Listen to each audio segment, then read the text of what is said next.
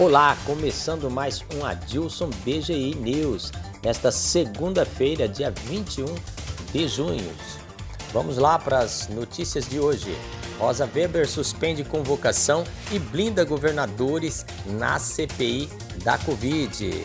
Ainda no STF, Alexandre de Moraes receita pedido e mantém quebras de sigilo de Ernesto Araújo feitos pela CPI da Covid.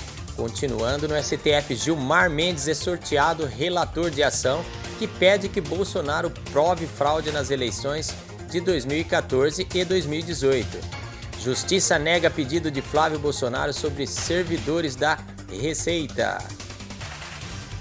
E segue as notícias. Balança comercial tem superávit de 2,5 bilhões na terceira semana de junho. Boletim Focus. Projeção do PIB brasileiro em 2021 passa de alta de 4,85% para 5%, prevê o mercado financeiro. Em mais uma ação de João Santana, Ciro surge com Bíblia e Constituição nas mãos. Defensoria Pública pede proteção física e mental em caso de prisão de Lázaro, o fugitivo.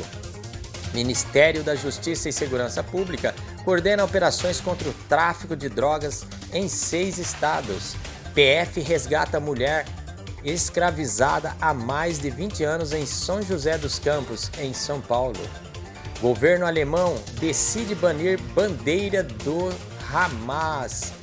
E a última, partido de Macron leva novo tapa na cara no primeiro turno das eleições. É isso aí, vamos então, começando o Adilson BGI News. Se inscreva quem não é inscrito e, por favor, deixe lá o seu like e ative o sininho para receber as nossas notificações. Rosa Weber suspende convocação e blinda governadores na CPI da Covid. Na tarde desta segunda-feira, dia 21, a ministra do Supremo Tribunal Federal, STF, Rosa Weber, suspendeu a convocação de governadores realizada pela CPI da Covid. A ministra também pediu ao presidente do STF, Luiz Fux, uma sessão plenária virtual extraordinária para que o tema seja discutido.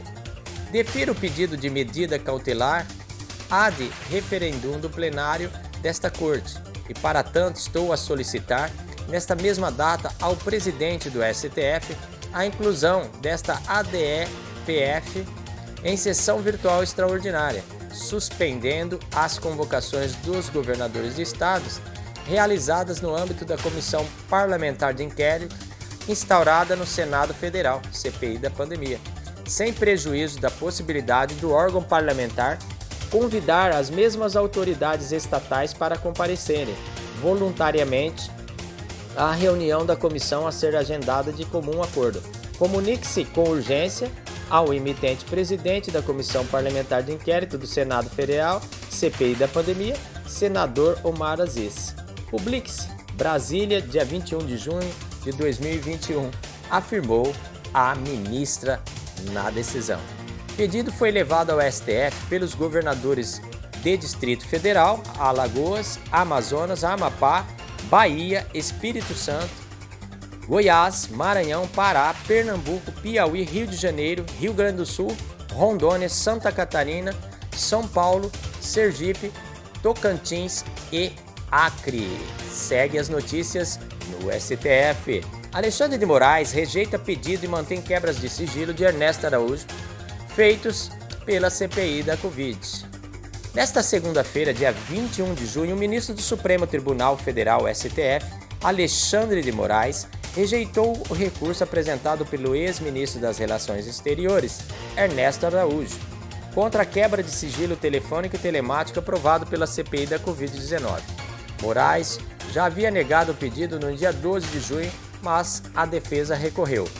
Nos embargos de declaração apresentado à corte, o ex-chefe do Itamaraty afirma que a primeira decisão foi omissa porque não analisou a reivindicação para que a quebra fosse delimitada ao período compreendido entre os meses de março de 2020 e março de 2021. Em sua decisão, Moraes afirmou que não houve omissão.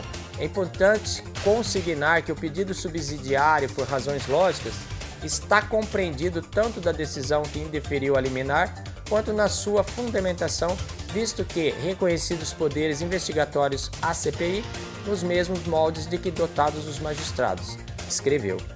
Em outro trecho da decisão, Moraes disse que os direitos e garantias individuais não podem ser utilizados como um verdadeiro escudo protetivo da prática de atividades ilícitas, tampouco como argumento para afastamento ou diminuição da responsabilidade pública, civil ou penal por atos criminosos, sob pena de desrespeito a um verdadeiro Estado de Direito.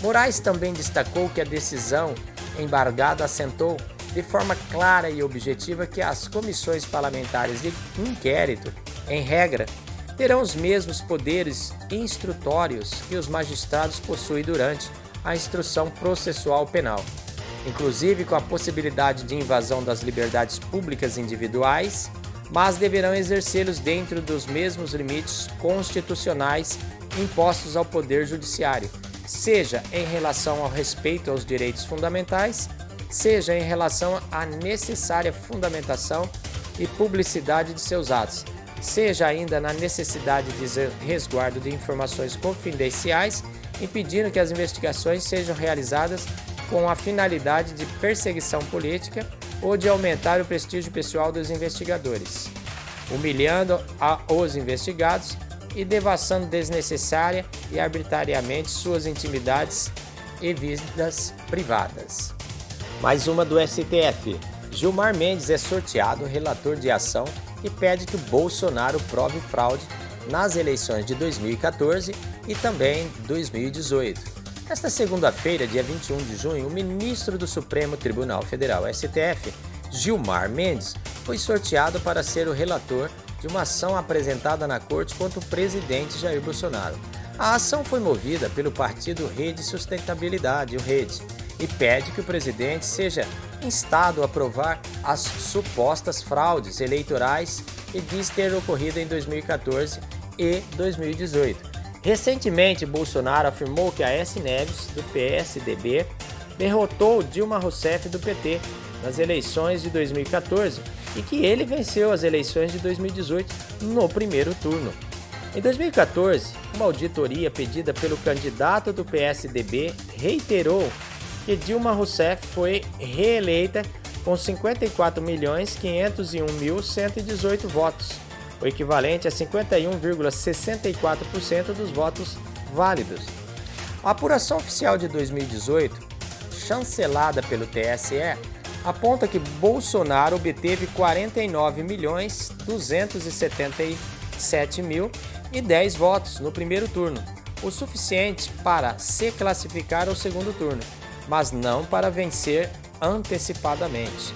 A votação de Bolsonaro equivaleu a 46,3% dos votos válidos, sendo necessário obter mais de 50% deste total para a vitória na primeira etapa. No segundo turno, o presidente recebeu 57.797.847 votos, o equivalente a 55,13% dos votos válidos, sendo eleito. O mesmo resultado aponta que Fernando Haddad, PT, obteve 29,28% dos votos válidos no primeiro turno e 44,87% no segundo turno. Segue as notícias. Justiça nega pedido de Flávio Bolsonaro sobre servidores da Receita. Isso mesmo. Na tarde desta segunda-feira, dia 21, a 8ª Vara Federal Civil do Distrito Federal negou um pedido do senador Flávio Bolsonaro para que fossem revelados os nomes, o CPF, a qualificação e a unidade onde estão lotados os servidores que acessaram seus dados financeiros e fiscais. O senador entrou com um processo judicial contra o SERPRO e a Receita Federal. O objetivo era obter o nome de profissionais do SERPRO e da Receita que efetuaram investigações ilícitas por meio de senhas invisíveis sobre relatório de movimentação financeira de Flávio. O juiz federal Márcio de França Moreira entendeu que o tipo de ação escolhida pelo senador, o habeas data, não serve para obter as informações desejadas.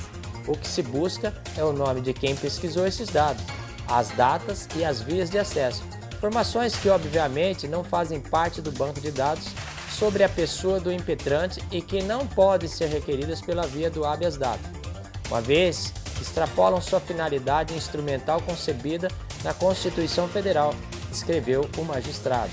A defesa de Flávio alega que existe uma suposta organização criminosa instalada na Receita que teria pesquisado ilegalmente o perfil tributário do senador para municiar o COAF na produção do relatório que geraria o caso Queiroz. Se fosse comprovada, a denúncia anularia o caso Queiroz. Seguem as notícias. Balança comercial tem superávit de 2,5 bilhões na terceira semana de junho. A balança comercial do Brasil registrou superávit comercial de 2,564 bilhões na terceira semana de junho, segundo dados divulgados nesta segunda-feira, dia 21, pela Secretaria de Comércio Exterior do Ministério da Economia. O valor foi alcançado com exportações de 6,757 bilhões e importações de 4,193 bilhões. Em junho, a balança comercial acumulada era com saldo superavitário em 7 bilhões 151, com exportações em 18,380 bilhões e importações de 11,229 bilhões. No acumulado do ano, o saldo comercial é superavitário de 34 bilhões 275. As exportações registraram aumento de 69,9% na média diária de junho, ante o mesmo período do ano passado, com crescimento de 84,41 milhões, 37,9% em agropecuária. Crescimento de 289 milhões, 183% em indústria extrativa e crescimento de 200,43 milhões, 45,8% em produtos da indústria de transformação. Já as importações subiram 65,2% no período, com crescimento de 8,11 milhões, 60% em agropecuária. Crescimento de 17,32 milhões, 47,8% em indústria extrativa e crescimento de 320,08 milhões, ou seja, 68,8% em produtos da indústria da transformação. E segue notícias, chegando mais uma. Boletim Focus. Projeção do PIB brasileiro em 2021 passa de alta de 4,85% para 5%, prevê o mercado financeiro. Com base em consultas às instituições financeiras, o Banco Central elevou de 4,85% para 5% a projeção de expansão do PIB, que é a soma de todos os bens e serviços produzidos no país em 2021. As estimativas constam do Boletim Focus de hoje, dia 21, divulgado semanalmente pelo Banco Central, com a projeção para os principais indicadores econômicos. Para 2023 e 2024, o mercado financeiro, a projeção de expansão do PIB é em 2,50%. Para 2022, houve um recuo na expectativa, com um crescimento anual menor do que o projetado há uma semana. A projeção caiu de 2,2% para 2,1%. Previsão do mercado financeiro para o Índice Nacional de Preços ao Consumidor Amplo, o IPCA, deste ano subiu de 5,82% para 5,90%. Para 2022, a estimativa de inflação se manteve em 3,78%. Tanto para 2023 como para 2024, a previsão para o índice se mantém em 3,25%. A estimativa para 2021 supera o limite da meta de inflação, que deve ser perseguida pelo Banco Central. O centro da meta, definida pelo Conselho Monetário Nacional, é de 3,75%, com intervalo de tolerância de 1,5 ponto percentual para cima ou para baixo. Ou seja, o limite inferior é de 2,25% e o superior de 5,25%. O centro da meta de inflação para 2022 é de 3,50% e para 2023 3,25%, com intervalo de tolerância de 1,5 ponto percentual para os 2 anos. O principal instrumento usado pelo Banco Central para alcançar a meta de inflação é a taxa de juros Selic. que é fixada pelo Comitê da Política Monetária Copom. A previsão das instituições financeiras para a Selic em 2021 registrou alta, passando de 6,25% previsto há uma semana para 6,50%, conforme o Boletim Focus desta semana. O mesmo índice é esperado para 2022, 2023 e 2024. Com relação ao valor do dólar, a expectativa do mercado para o valor da moeda norte-americana está menor do que a registrada na semana passada, passando de 5,18 para 5,10. Para os 3 anos seguintes, a projeção é estável em 5,20 para 2022, em 5,10 para 2023 e em 5 para 2024. Segue as notícias. Em mais uma ação de João Santana, Ciro Gomes, isso mesmo, surge com a Bíblia e a Constituição na mão.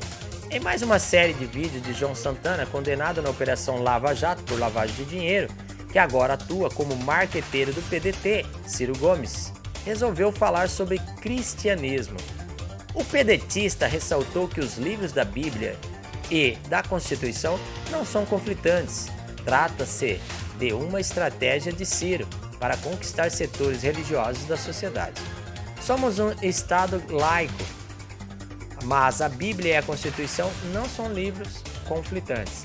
O mesmo acontece com a religião e a política. Se observarmos bem, veremos que ideias centrais do cristianismo inspiram a vida de todos nós que lutamos por um Brasil melhor, escreveu Ciro na legenda do vídeo. No vídeo, Ciro Gomes diz que o Brasil não deve favorecer as igrejas, mas que não se pode ignorar o fato de que o país se formou no berço do cristianismo. É isso aí. Chegando mais uma. Defensoria Pública pede proteção física e mental em caso de prisão de Lázaro. Isto mesmo, acredite se quiser. O assassino Lázaro Barbosa de Souza tem advogada constituída e um pedido de proteção especial à integridade física e mental dele, num possível ato de recaptura. Os pedidos são da Defensoria Pública do Distrito Federal, endereçados à Vara de Execuções Penais do Distrito Federal, VEP-DF. Eles foram encaminhados para análise da juíza Leila Cury, nesta segunda-feira, dia 21. Além disso, a solicitação protocolada na Justiça prevê salvaguarda contra qualquer forma de sensacionalismo e exposição vexatória do criminoso que já está sendo procurado há 13 dias por uma força-tarefa formada por diversas polícias. No documento, a Defensoria Pública responsável pelo caso afirma que, considerando a enorme repercussão nacional conferida ao caso, visando salvaguardar a vida e a saúde de Lázaro, a defesa técnica solicita ao ilustre juízo que, desde logo, seja garantida a proteção da integridade física e psíquica do apenado, diz na juntada de petição. A defensora ainda pede que, em caso de prisão, Lázaro seja alocado em instalações seguras, se possível, sem ter que dividir cela com outros internos do estabelecimento prisional em caso de ser recapturado com vida. A Defensoria Pública destaca no pedido à VEP que a tortura, bem como a violência física ou psicológica direcionada a qualquer ser humano, são consideradas práticas ilícitas vedadas pelo ordenamento jurídico pátrio e pelos tratados internacionais que o Brasil se comprometeu perante o sistema global e interamericano. A defesa requeriu ainda que seja conferida a proteção de Lázaro, em face de ataques midiáticos e dos pedidos de entrevistas exclusivas, ou outro tipo de promoção que o expõe ainda mais quando houver a recaptura, pois estamos vivenciando um sensacionalismo exacerbado nas buscas pelo openado, com inúmeras comparações do caso com filme de ação e com a proliferação de memes nas redes sociais criados pelos usuários que acompanham a atuação dos agentes públicos, pede a Defensoria. Lázaro é procurado há 13 dias por ter cometido uma chacina no INCRA 9, em Ceilândia. Na ocasião foram mortos o pai Cláudio Vidal de Oliveira, 48, Gustavo Marques Vidal, 21 e Carlos Eduardo Marques Vidal, 15. A mãe Cleonice Marques, 43, ficou desaparecida por 3 dias. Uma força-tarefa de moradores do INCRA 9, onde aconteceu o crime, encontrou o corpo da mulher no dia 12 de junho. O cadáver estava em uma zona de mata próxima a um córrego. O maníaco ainda queimou um carro e uma casa, fez famílias reféns e tem espalhado o terror por onde passa. E ainda a Defensoria Pública vem pedir tudo isso, né? É lastimável, né, a justiça no Brasil, infelizmente. Seguem as notícias. Ministério da Justiça e Segurança Pública coordena operações contra o tráfico de drogas em 6 estados. De hoje, dia 21 a sábado, dia 26 de junho, forças de segurança públicas de 6 unidades da Federação, Acre, Bahia, Distrito Federal, Goiás, Paraná e Santa Catarina, reforçarão os bloqueios rodoviários em pontos estratégicos com o objetivo de combater o tráfico de drogas. Coordenada pela Secretaria de Operações Integradas CEOP, do Ministério da Justiça e Segurança Pública, a operação contará com o apoio dos policiais federais, né, e Rodoviário Federal, PRF, além da Receita Federal. Cães farejadores treinados para localizar drogas ilícitas serão empregados na ação, parte da 23ª Semana Nacional de Políticas sobre Drogas. Para trazer resultados positivos no combate ao crime organizado, é fundamental o trabalho integrado e colaborativo entre as polícias, destaca o secretário de Operações Integradas, Alfredo Carrijo, em nota divulgada pelo Ministério. Segue as notícias. PF resgata mulher escravizada há mais de 20 anos em São José dos Campos. Uma denúncia de maus tratos feita à Polícia Militar de São Paulo em abril deste ano levou o Ministério Público do Trabalho, MPT, a Polícia Federal, PF, e Secretaria de Inspeção do Trabalho, CIT, a libertar uma mulher mantida há mais de 20 anos em condições análogas à escravidão, na cidade de São José dos Campos, no interior paulista. Segundo o MPT, a mulher cujo nome não foi divulgado trabalhava desde sua adolescência para a mesma família. Provas reunidas no inquérito instaurado em abril apontam que a trabalhadora tinha sua liberdade restringida, sendo inclusive impedida de conviver com as outras pessoas, além dos patrões, e não recebia seu salário regularmente. Ainda de acordo com o MPT, a mulher trabalhava de segunda a domingo, sem folgas. As jornadas diárias de trabalho eram exaustivas e quando a família viajava, levava a trabalhadora junto para que continuasse prestando serviços aos patrões.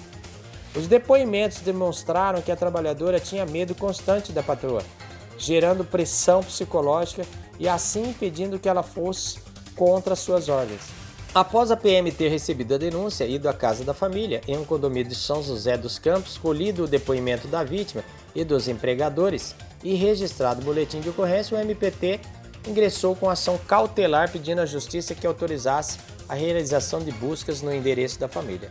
A autorização judicial resultou na prisão em flagrante de um dos empregadores na sexta, dia 18.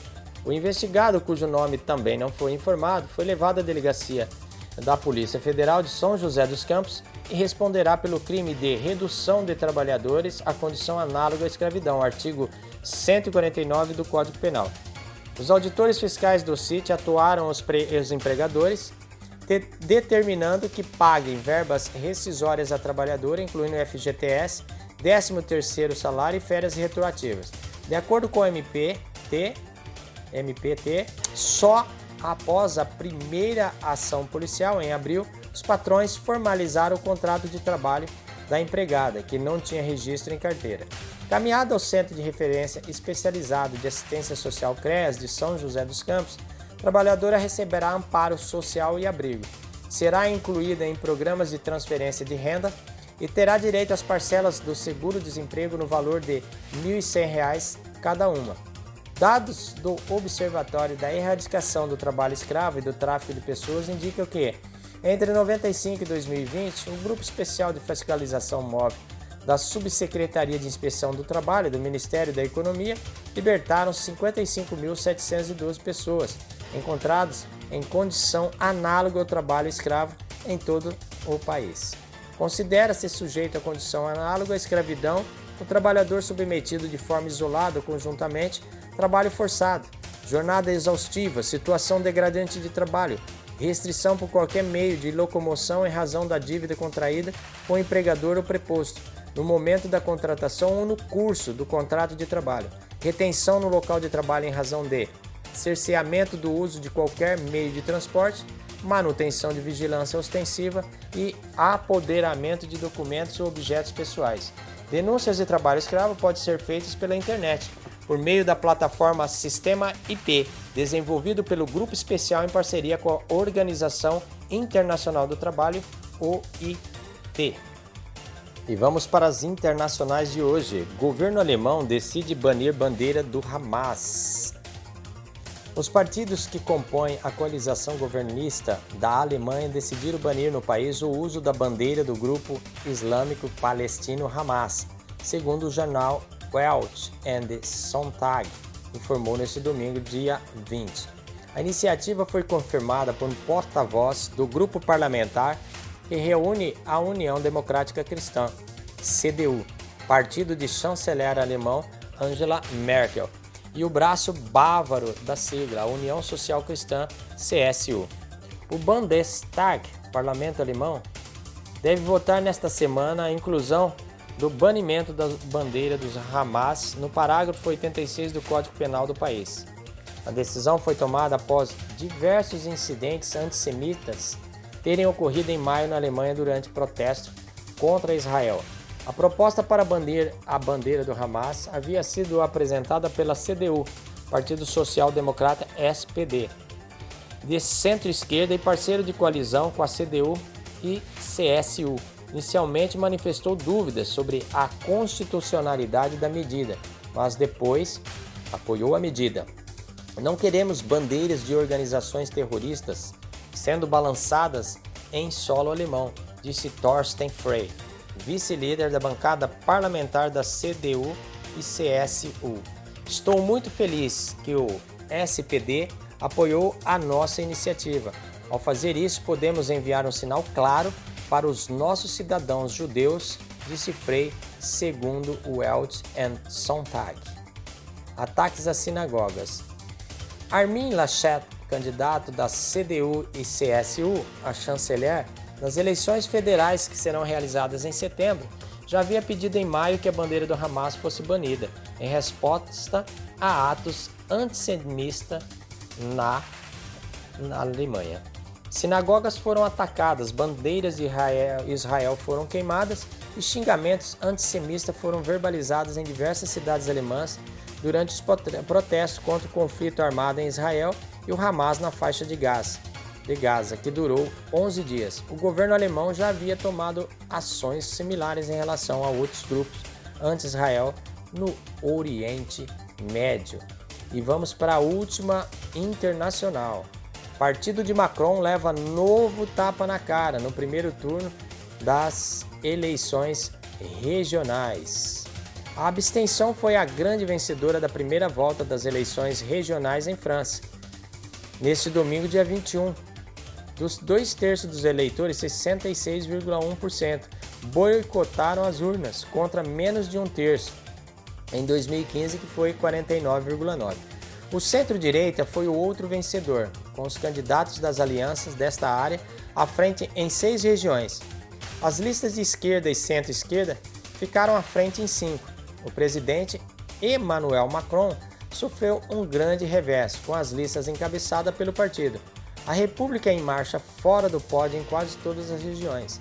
Em 2 delas, não chega sequer a 10%, que permite a passagem à segunda volta. No domingo, houve disputas em 13 regiões do país. O partido Os Republicanos de Centro-Direita foi o primeiro colocado em 6 das eleições.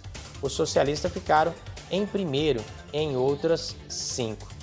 Esta eleição está sendo observada de perto, porque as próximas eleições presidenciais estão em menos de um ano. Ele está sendo usado para ter uma ideia do humor dos eleitores.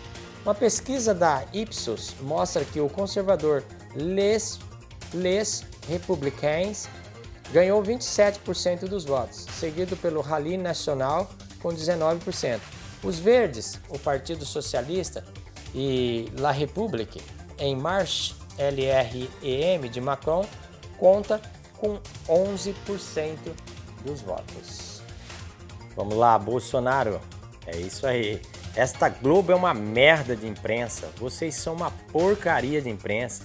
Vocês são canalhas. Isso mesmo. O presidente Jair Bolsonaro se irritou na tarde desta segunda-feira, dia 21, com uma repórter da TV Vanguarda, afiliada da Rede Globo no Vale do Paraíba e região.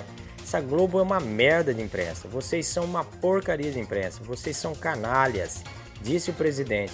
Vocês não ajudam em nada. Vocês destroem a família brasileira, destroem a religião brasileira. Vocês não prestam.